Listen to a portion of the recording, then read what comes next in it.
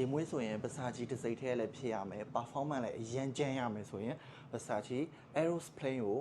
ရွေးချယ်တင်တယ်ဒီကောင်လေးက long lasting လည်း share ကောင်းတယ်ဗျာအနက်အကြာကြီးဆွဲတယ်နောက်ပြီးတော့လူတိုင်းလက်ခံမဲ့အနက်ပုံစံမျိုးလေးသူကတော့အရင်ပစာချီအပြာတွေနဲ့နည်းနည်းလေးတော့ကွဲထွက်တယ်စပြီးတော့ရှူလိုက်ရတဲ့ကိုဟိုတန်ဆွဲဖြစ်သွားစေမယ်အနက်ပုံစံမျိုးလေးဗျာရှူလိုက်တဲ့နဲ့အဝင်ကောင်းတယ်ပြောမှာပေါ့ဗျာဒီထဲမှာကနှင်းစီ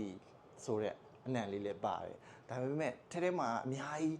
ရွတ်နေကုန်မှာမဟုတ်တော်တော်များရဲ့ဒီထဲမှာ note တွေကဒါပေမဲ့နောက်ဆုံးကျန်ပြောပြရမယ်ဆိုရင်နည်းနည်းကြာလာရင်နည်းနည်းလေးချိုလေးပဲရောက်သွားမယ်ပြီးရင်နည်းနည်းလေးကြာပြီးတော့နောက်ဆုံးပဲရောက်သွားမယ်ဆိုရင်တော့သူကတော့ woody note တွေပေါ့ဗျာအသားရဲ့တစ်သားရဲ့အနံ့တွေနောက်ဆုံးမှကြံနေလိမ့်မယ်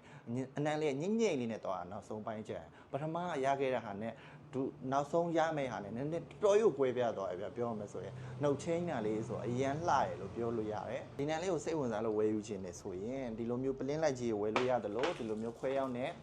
10 ml 30 ml 50 ml ထိလည်းဝယ်လို့ရပါတယ်မန်လေးမျိုးဆိုအရင်ငွေချေရပြီးတော့မန်လေးတစ်မျိုးရဲလွယ်လို့ချက်မျိုးအားလုံးကိုယူလို့ရပါတယ်131 60 61မန်လေးကျွန်တော်ရဲ့ဆိုင်မှာအနက်နေစမ်းပြီးတော့ဝယ်လို့ရပါတယ်အားလုံးကျေးဇူးတင်ပါတယ်